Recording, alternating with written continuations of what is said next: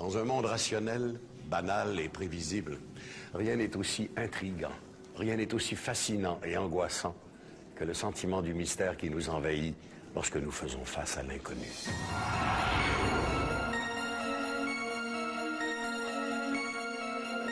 Une simple balade en voiture va transformer la vie d'un couple de la région de Lac-Bloussy au Québec. Par une nuit sans lune, ils vont croiser une bête inimaginable. Ont-ils vraiment vu quelque chose?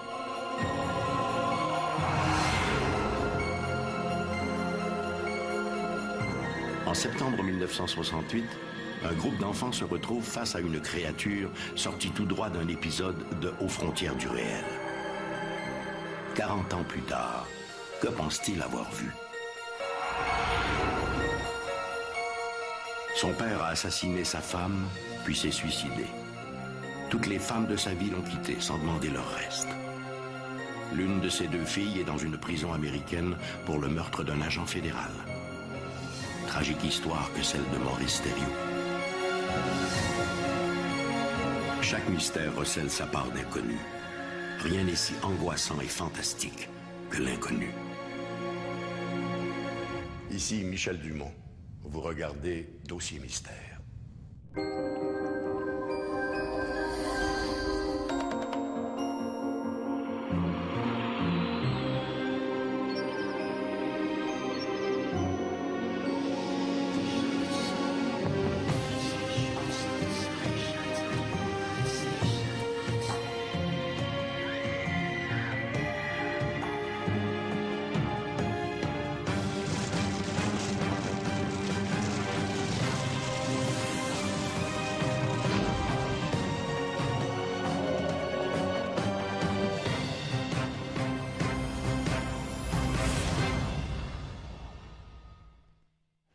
Avec les années, et à force de publicité, certains phénomènes étranges sont devenus plus acceptables. Dire aujourd'hui qu'on a vu un fantôme n'est plus aussi dommageable pour sa réputation qu'il y a 30 ans. Par contre, d'autres phénomènes demeurent si hors normes qu'il vaut mieux garder le silence. Il y a plusieurs années, un couple du Québec a fait une rencontre inusitée au nord d'Ottawa. Il leur a fallu une bonne dose de courage pour en témoigner.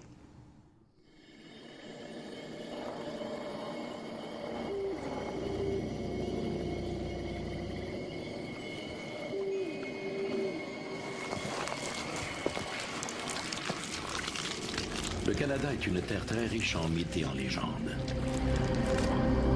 Au Québec, par exemple, les histoires de loups-garous sont particulièrement nombreuses. L'expression loup-garou signifie homme-loup et désigne des hommes doués du pouvoir de se transformer en prédateurs monstrueux. On dit aussi que ces monstres seraient presque immortels.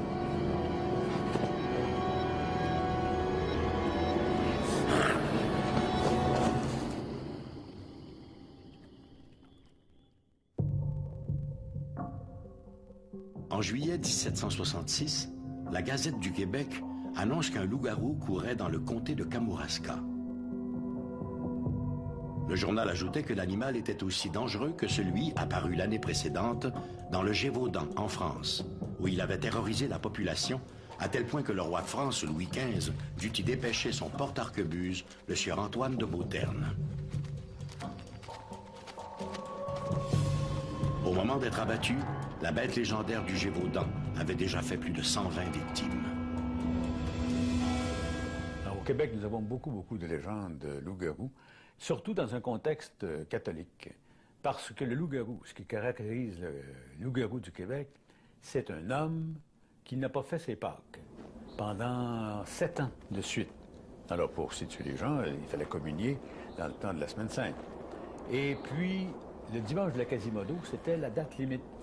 Et dans plusieurs paroisses du Québec, on sonnait le soir de la Quasimodo le glas pour, au fond, regretter la mort des gens qui n'avaient pas pratiqué le précepte pascal. Alors, les gens qui n'avaient pas communié, ils se transformaient en pleine nuit. Ils se promenaient dans les campagnes. On voyait des loups. Et moi, c'est le chanoine Lionel Groulx qui m'a raconté que son père avait été suivi par un loup. Et puis, que pour s'en débarrasser, il fallait prendre un canif et le piquer. Et là, l'homme apparaissait devant vous, il était nu, il saignait, puis il dit, dis-le pas à personne de la paroisse. Hein, c'est moi qui courais le loup-garou, j'étais condamné. Et là, tu m'as démorphosé. Hein, parce qu'on t'avait amorphosé, démorphosé, et je suis libéré grâce à toi. Si la pleine lune est généralement associée aux légendes de loup-garou, un couple de Lac-Bloussy, au Québec, fit dans la totale obscurité une singulière rencontre. En novembre 1989, on revenait de chez des amis. On était en voiture, puis on voyait pas très loin. Hein. Il nous est apparu un drôle de personnage devant la voiture. Il est environ 22 heures lorsque Mme Gagnon et son époux croisent un être inimaginable.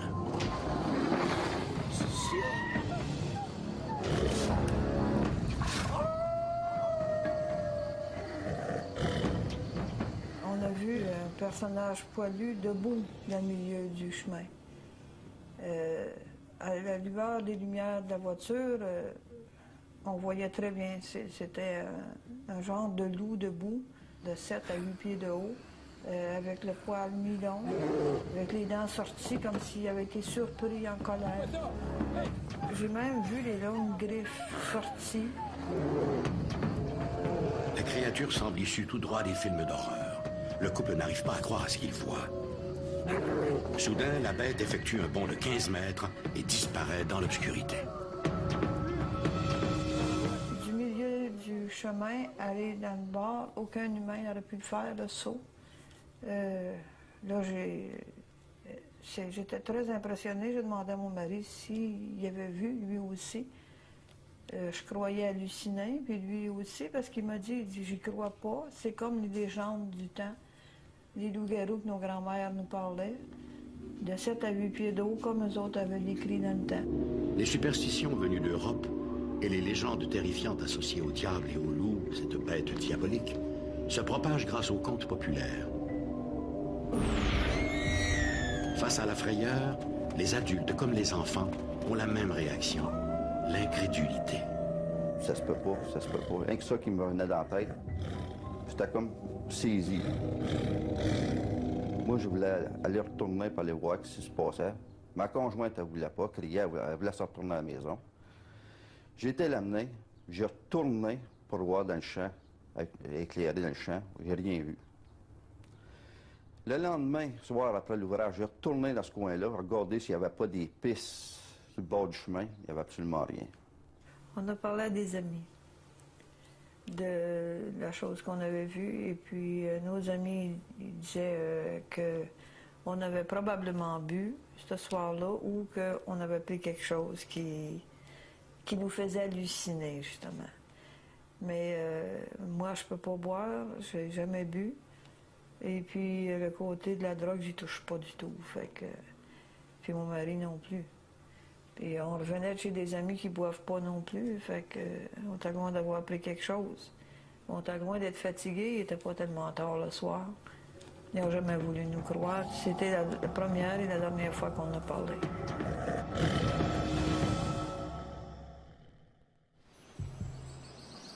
Qu'on y croit ou non, nombreux sont les récits de rencontres fortuites avec des loups-garous, des enfants enlevés par ceux-ci ou encore d'hommes transformés en loups-garous.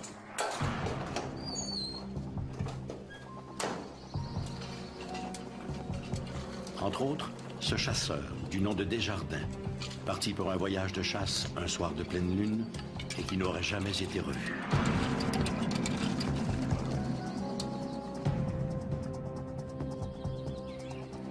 Seul son fusil et quelques pièces de cuir auraient été retrouvés sur les lieux de son campement par les bénévoles partis à sa recherche.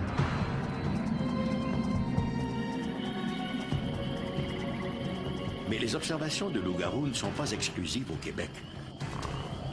Des expériences similaires vécues au Wisconsin sont rapportées dans le livre The Beast of Bray Road. Les observations de loups-garous regroupent un ensemble de témoignages où, dans la plupart des cas, les gens décrivent une créature plus ou moins humaine, de haute stature, couverte de poils, et dont la tête rappelle celle d'un loup ou d'un berger allemand. Les descriptions sont similaires, Et généralement, les gens n'ont eu qu'un bref aperçu de la créature qui les regardait d'un air menaçant. Cela les a effrayés, bien sûr. Ensuite, la créature s'est enfuie dans les buissons ou les champs avoisinants. Ces observations ont débuté ici, dans cette région, il y a déjà plusieurs décennies, et elles continuent encore aujourd'hui. Parmi les témoins, on compte des chasseurs qui font eux-mêmes 2 mètres de haut, des types pas trop impressionnables, et qui ont l'habitude des ours et des animaux de la forêt. Pourtant, ils ont été très effrayés. Ils ignoraient qu'est-ce que cette chose pouvait bien être. D'ailleurs, beaucoup de témoins ont utilisé l'expression « cette chose » pour décrire ce qu'ils ont vu. Ils ont justement observé quelque chose qu'ils ont été incapables de comprendre. Cela les a probablement plus effrayés que l'animal lui-même. Certaines légendes affirment que pour se transformer en loup-garou, hormis les manquements aux devoirs religieux, il suffirait de boire dans la même rivière qu'un loup, d'être mordu par un loup enragé, ou tout simplement de manger de l'aconite, appelée aussi herbe à loup.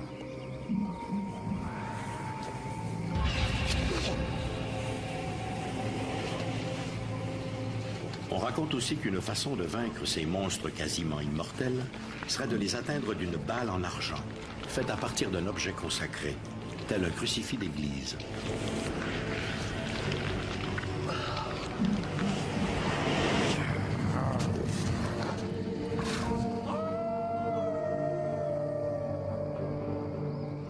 Le loup-garou du Québec, c'est un loup-garou, je dirais, catholique.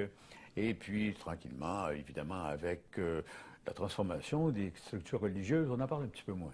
On en parle un petit peu moins. Il y a peut-être d'autres. Mais on est en présence d'un archétype, par exemple. Un archétype profond, c'est la peur de basculer dans l'animalité, d'être avalé par l'animalité, par le loup.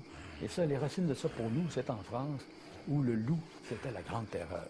Dans François Villon, on parle de ça, justement, les loups qui entraient dans Paris, hein, dans les temps de famine. Alors, c'est la peur du loup et la peur de devenir loup. Sauf au cinéma, le mythe du loup-garou a disparu des préoccupations modernes. Mais la peur exprimée par ces contes continue de hanter les esprits la nuit venue. Le diable aurait-il simplement changé de visage?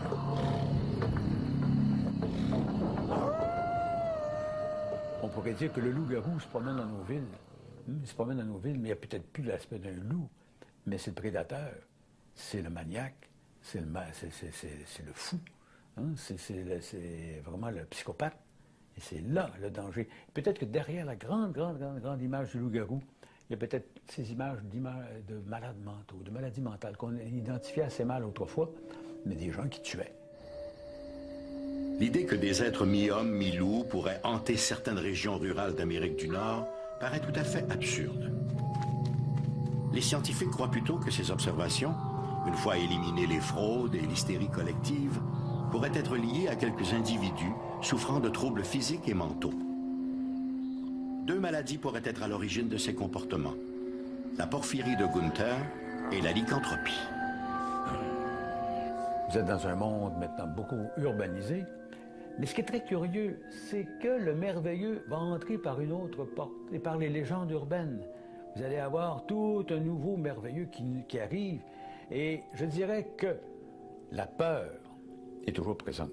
La peur de l'autre, la peur de l'étrange, la peur de l'étranger, la peur du mal est toujours là. On ne sait jamais, le mal est peut-être notre voisin. Et puis dans chaque homme aussi, il y a toujours des traces du mal. Il y a toujours des traces du mal. Le loup-garou est peut-être dans chacun de nous.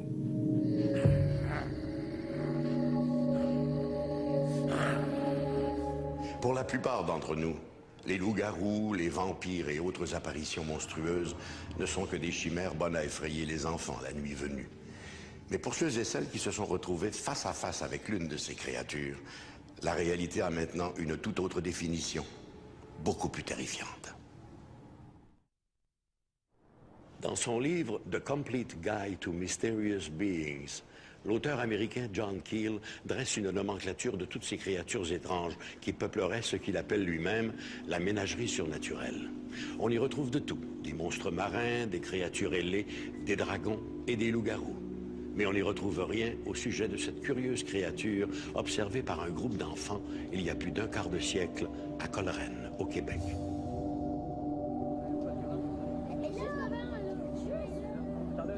Septembre 1968.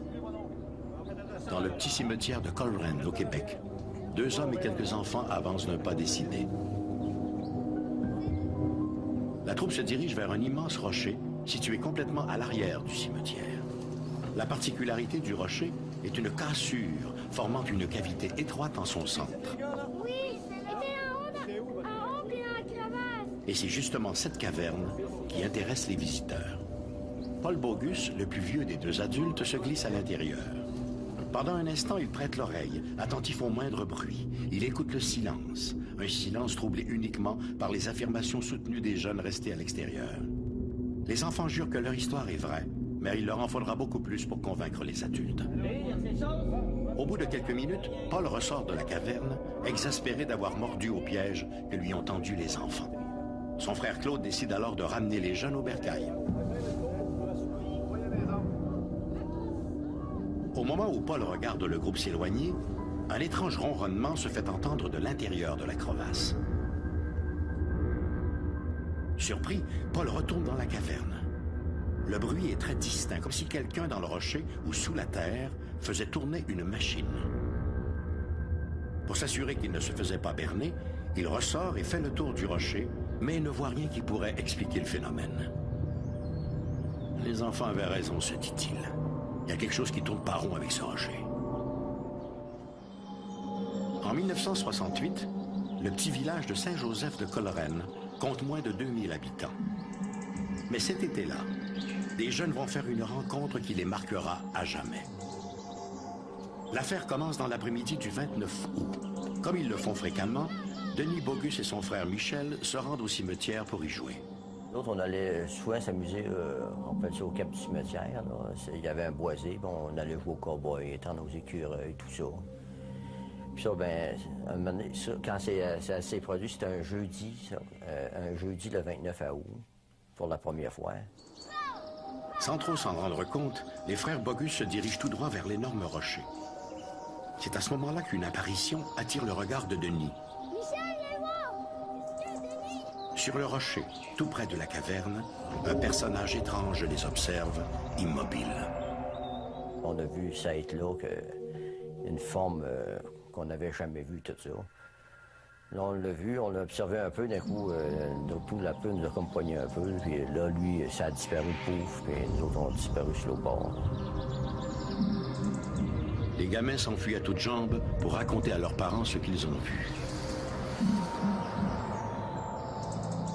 La créature de Coleraine, on peut la définir comme un être plutôt petit, à peau de serpent brûlé, d'écailles brûlées, chauve, avec des yeux assez importants au niveau de la dimension, et aussi ce que les enfants ont décrit comme une barbe très longue. Et l'être en question avait cette faculté d'apparaître et de disparaître sans se déplacer. On ne l'a jamais vu se déplacer. Il était visible et soudainement invisible. Le lendemain de l'incident, André Bogus et son oncle Pierre se rendent à leur tour au rocher pour trouver des indices prouvant l'existence de la créature. Les enfants passent l'avant-midi à explorer le cimetière et les boisés des alentours, mais ils ne trouvent rien. Vers 15h30, alors qu'ils s'apprêtent à quitter les lieux, ils aperçoivent l'étrange créature. L'être fixe les gamins quelques secondes, puis disparaît, comme on ferme un téléviseur, racontera l'un des enfants. Après ça, on y retournait, on y allait à tous les jours, puis on y allait à différentes heures de la journée, mais on voyait rien, mais c'était tout le temps entre 3h30 et 4h, à toutes les fois.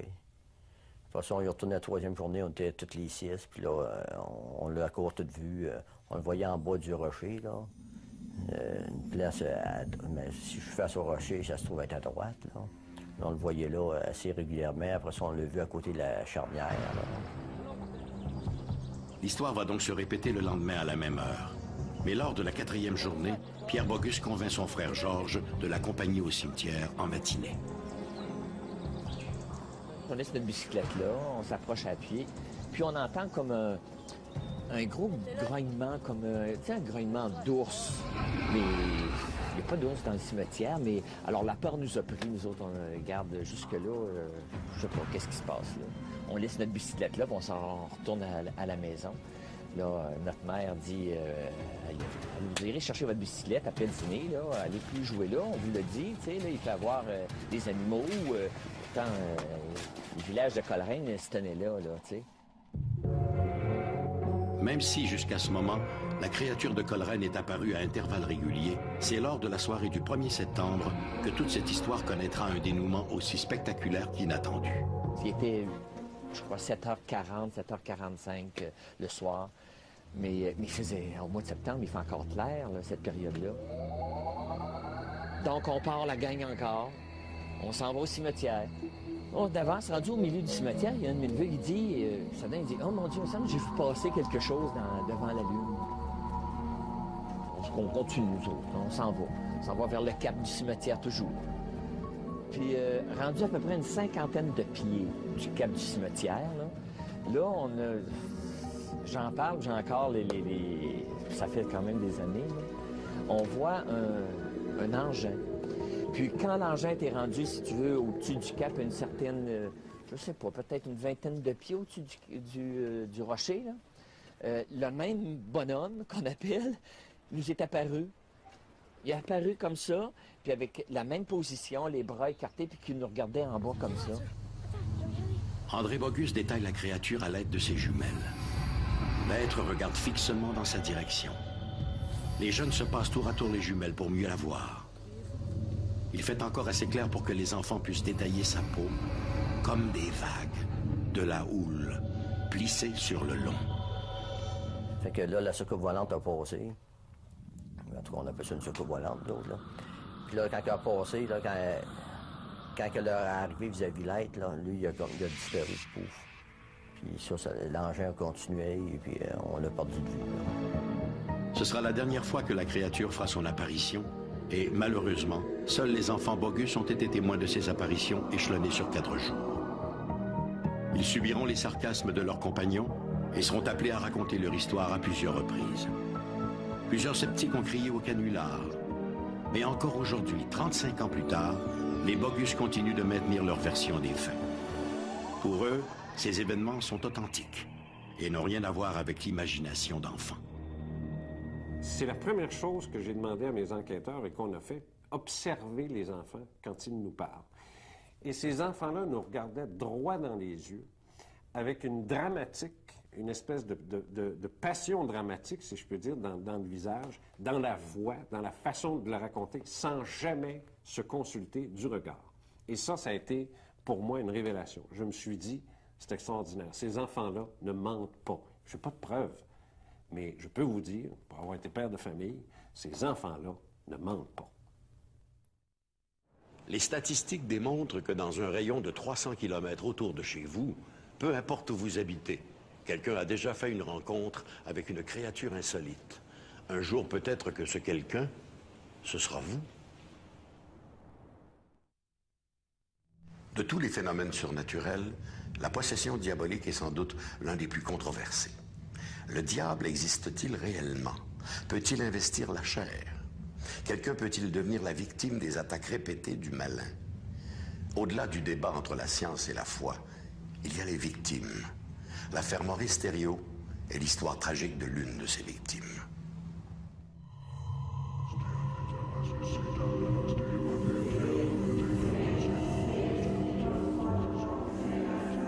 Cette histoire devait se terminer en cette soirée de printemps 1985. Ce souhait accompagnait les prières de toutes les personnes réunies autour de Frenchy, l'homme assis face au groupe. La tête penchée en avant, l'homme semblait souffrir intensément, comme si, dans son cauchemar, il combattait un démon intérieur. Esprit impur, qui que tu sois, je t'ordonne de laisser ce serviteur de Dieu.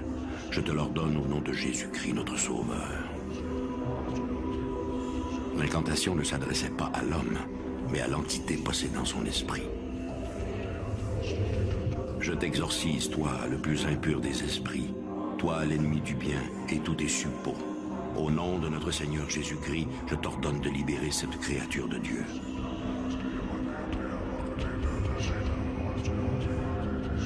Mis à part le policier qui filmait l'étrange rituel, l'Assemblée, motivée par la peur, priait maintenant avec ardeur.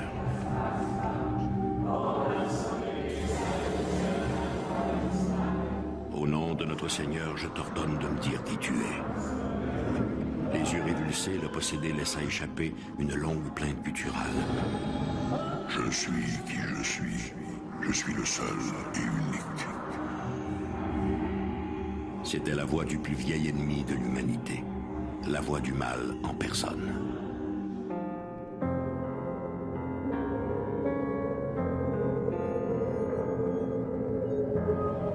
Maurice Thériault voit le jour en 1935. Il est le premier-né de Emelda et Maxime Thériault, un couple d'agriculteurs de Sainte-Agathe au Québec. Le jeune Maurice n'a pas encore 10 ans lorsque ses parents décident d'aller s'installer à Fort Kent, dans le Maine, aux États-Unis. Ces années d'après-guerre sont difficiles et le gamin doit travailler de longues heures au champ pour aider son père. Il travaillait sur la ferme avec son père, dans le Maine. Il y était obligé, c'était son devoir. Il a quitté l'école en 3e année. Il travaillait à la ferme et s'occupait des tâches ménagères et de ses frères et sœurs. Maurice was a normal kid to a certain extent. Jusqu'à un certain point, Maurice était un enfant normal, jusqu'à l'âge de 8 ou 9 ans. Mais un jour, il a été témoin d'un événement dans la grange. Il a vu son père se livrant à un acte de bestialité. Son père s'est mis à le détester à cause de cela et l'a forcé à l'imiter.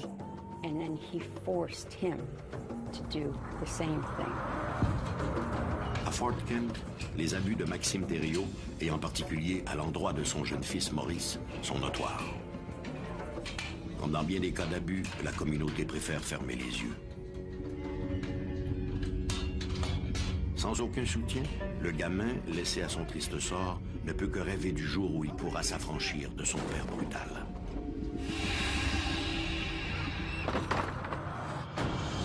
Un après-midi, en revenant de l'école, après avoir été battu par son père pour la énième fois, le jeune Maurice s'écrie « Je préférerais travailler pour le diable plutôt que de travailler pour toi. » Et pour le diable, il va travailler.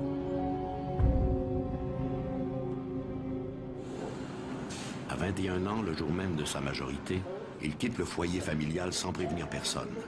Maurice prend un billet d'autobus pour New Britain, au Connecticut. C'est là qu'il tombe amoureux de Patricia Ann O'Brien.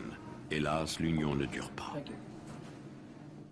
Avant son mariage, alors qu'il était encore très jeune, nous n'avons pas été en mesure de documenter ses comportements bizarres. Parfois, Maurice entre dans des transes qui le métamorphosent. Il devient violent. Et à au moins 2 occasions, des événements surnaturels inexplicables accompagnent ces crises. Un jour, le crucifix placé au-dessus de son lit se met à saigner.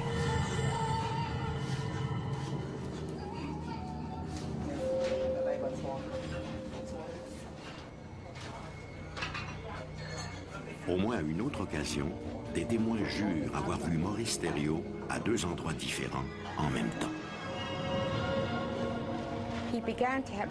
Des incidents très étranges se sont produits, comme la bilocation, cette faculté d'être à 2 endroits à la fois.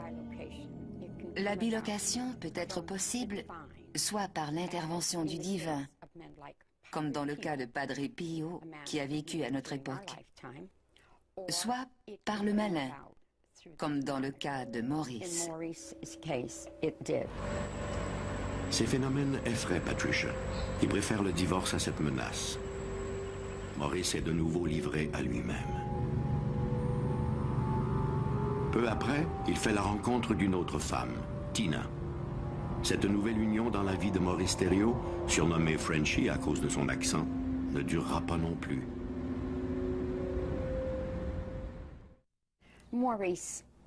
Maurice était un homme bon, lorsque Maurice était Maurice.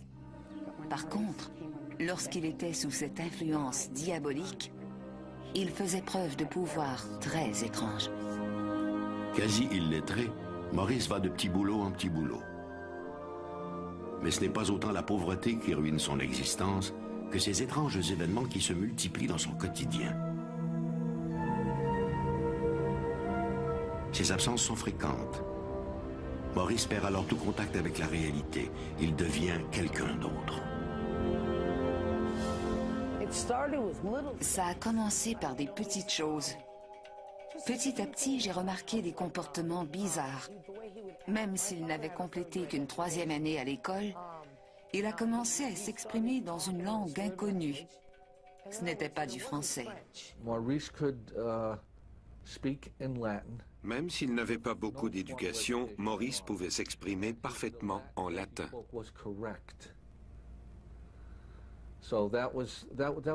Rares sont les gens qui peuvent parler une langue morte, et encore moins faire référence à des citations religieuses très précises.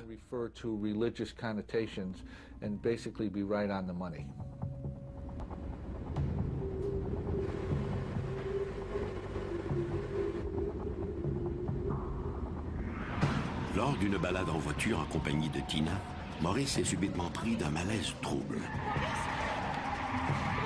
En proie à une crise sévère, il lâche tout.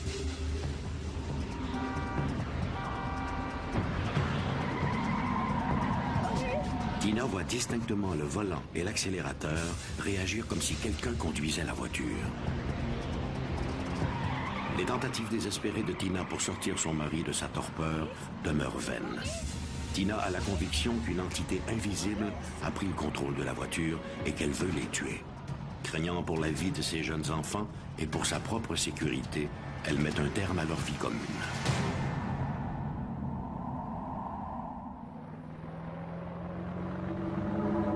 Après une longue période de solitude, à la fin des années 1970, Maurice fait la rencontre de Nancy. Avec elle, il a l'impression que cette fois, les choses peuvent vraiment changer. Mais Maurice est toujours victime de ces crises mystérieuses. En juin 1982, le père de Maurice, Maxime, cet homme qu'il a tant détesté, abat de sang-froid sa femme avant de retourner l'arme contre lui-même. Mes grands-parents étaient allés en vacances en Oklahoma. Ma mère m'a appelé à l'école pour m'annoncer que grand-papa avait abattu grand-maman d'une balle dans la tête et qu'il s'était suicidé. Il s'est tiré. L'assassinat de sa mère et le suicide de son père ne font qu'ajouter aux troubles de Frenchy. Les étranges crises dont il souffre s'accentuent. Plus les mois passent, plus Nancy est inquiète pour la sécurité de Maurice et pour la sienne. Inquiet lui-même de ses comportements anormaux, mon père s'est rendu à la police, où on lui a dit qu'il était fou. La situation a empiré. Il s'est résolu à consulter un prêtre. Le prêtre Homer Boyer nous a contactés de Warren, au Massachusetts. Il nous a raconté que des événements très étranges entouraient la famille d'un fermier, un Canadien français de sa paroisse. Il s'agissait d'un homme de certain âge, environ 70 ans, avec beaucoup d'expérience. Il n'était pas du genre à céder facilement à la panique ou à l'exagération. C'était un homme gentil, pieux et dévoué. Il m'a dit qu'il priait à l'occasion avec la famille, mais qu'il sentait une présence malsaine et hostile. Il a demandé notre aide. Le dénouement de l'affaire Maurice Thériault, après la pause. Le 18 février 1985, les Warren rencontrent pour la première fois Maurice Thériault. Dès la première visite, ils nous ont parlé de la lévitation d'objets, des écritures sur le dos de Maurice, qui ressemblaient à des incisions au scalpel. et le sang imprégné sur son t-shirt, qui disparaissait aussitôt qu'il l'enlevait. J'ai été très impressionné par cette première rencontre. Et peut-être à cause de ma profession de policier, très sceptique aussi. On dit que l'un des premiers symptômes de la possession est l'expression d'une force décuplée.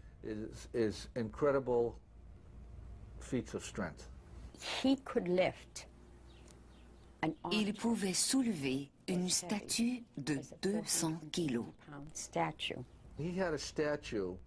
Il possédait une statue de béton très lourde qu'il avait récupérée dans un cimetière. C'était une statue de Sainte Thérèse, je crois. Elle tenait des roses, mais les fleurs étaient brisées, et c'est pourquoi on l'avait écartée. Quoi qu'il en soit, Maurice, lorsqu'il faisait appel à cette entité qui le possédait, pouvait la soulever uniquement avec le bout de ses doigts.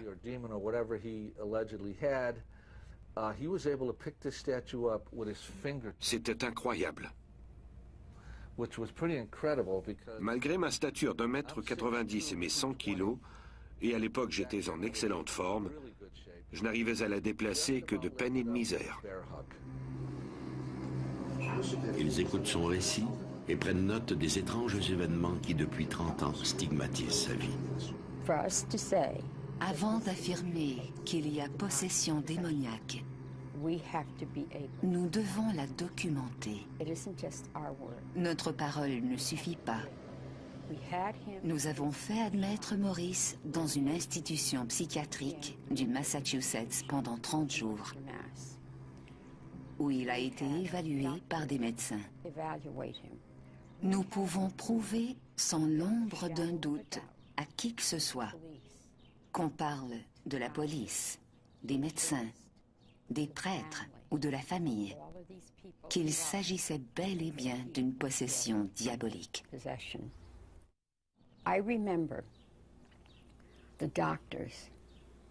Lors d'une rencontre avec les médecins, tous étaient d'avis qu'aucune pathologie ne pouvait expliquer les phénomènes bizarres autour de Maurice.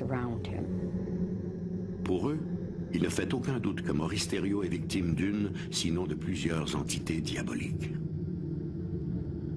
Nancy, Maurice, Ed, moi-même et le père Homer Boyer avons rencontré l'évêque Timothy Harrington.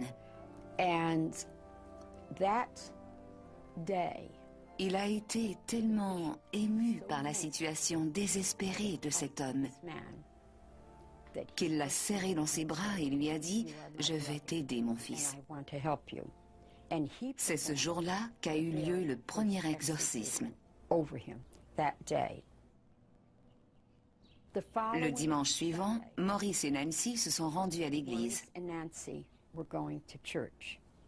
Au moment d'arriver en haut de l'escalier, Maurice a fait une culbute dans les airs et s'est retrouvé en bas sans une égratignure.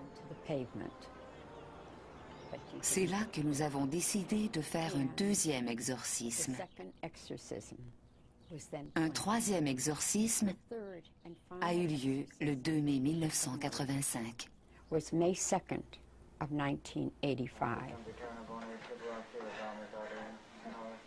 Le groupe des gens en prière est réuni autour de Frenchy dans la modeste demeure de Warren, au Massachusetts. Il y a là un prêtre, le père McKenna, 2 démonologues, Lauren Warren et son mari Ed, le policier qui filmera la séance et quelques témoins. Tous participent à ce troisième exorcisme. Après le rituel, Maurice Thériault reprend une vie à peu près normale. Pendant un temps, les Warren vont maintenir le contact avec lui, juste pour s'assurer que tout va pour le mieux, sachant par expérience qu'une rechute est toujours possible. Celle de Maurice Thériault sera brutale. En novembre 1992, 7 ans après l'exorcisme du père McKenna, Maurice Thériault sombre dans un profond état second. Il n'est plus lui-même. Cette force diabolique qu'il connaît bien l'envahit de nouveau et s'impose à son esprit fragile. Au soir du 4 novembre, il appelle l'une de ses filles, Melinda, et lui demande pardon. Il m'a rendu visite. Suite à une querelle, Nancy avait obtenu un mandat contre lui, qui l'obligeait à se tenir loin d'elle. Il m'a demandé de prendre un dernier verre. J'ai refusé car je ne bois pas. Il était bizarre. Ce n'était pas un homme affectueux, mais ce jour-là, il l'était.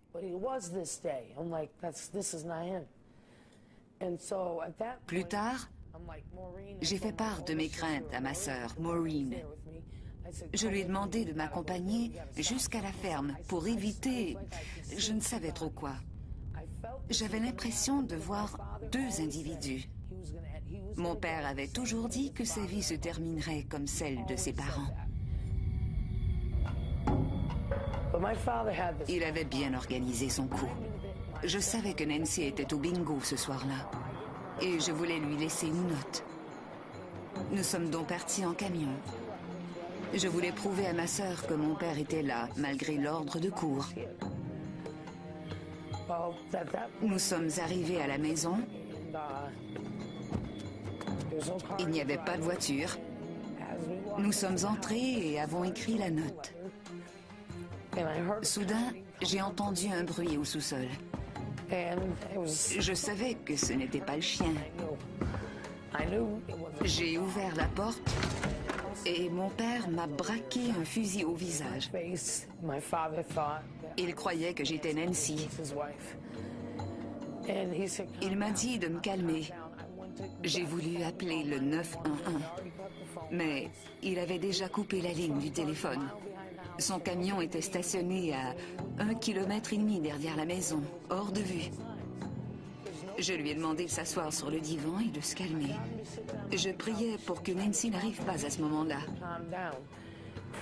Il s'est excusé d'avoir été un père absent et m'a expliqué les raisons qui le poussaient à agir de la sorte.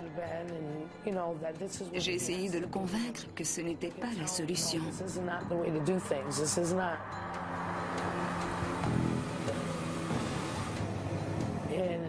Tout à coup, Nancy est arrivée. Il était enragé.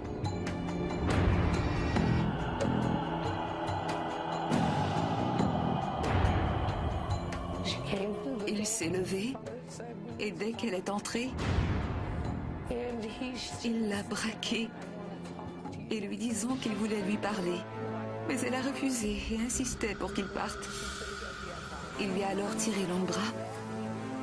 Il l'a traîné dans la maison. J'essayais de l'aider, mais il m'a dit qu'il m'aimait. Puis s'est tourné vers Nancy et lui a dit « Regarde-moi et rappelle-toi bien ceci. » Il m'a demandé pardon et m'a répété qu'il m'aimait. Il a alors placé le canon dans sa bouche et a tiré. Il m'a laissé avec beaucoup de questions et beaucoup de cicatrices. Certaines familles sont marquées par la fatalité. Comme si, de génération en génération, un mauvais sort s'acharnait sur ses membres sans que personne ne puisse y trouver la moindre explication rationnelle. Aveuglément, la malédiction frappe autant l'innocent que le coupable. Certains avancent que le diable préférerait ravir à Dieu les âmes les plus pures. Cette pureté de sentiment animait peut-être le jeune Maurice dans les premières années de sa vie. Maurice Thériault était mon père. C'était un fermier venu du Canada.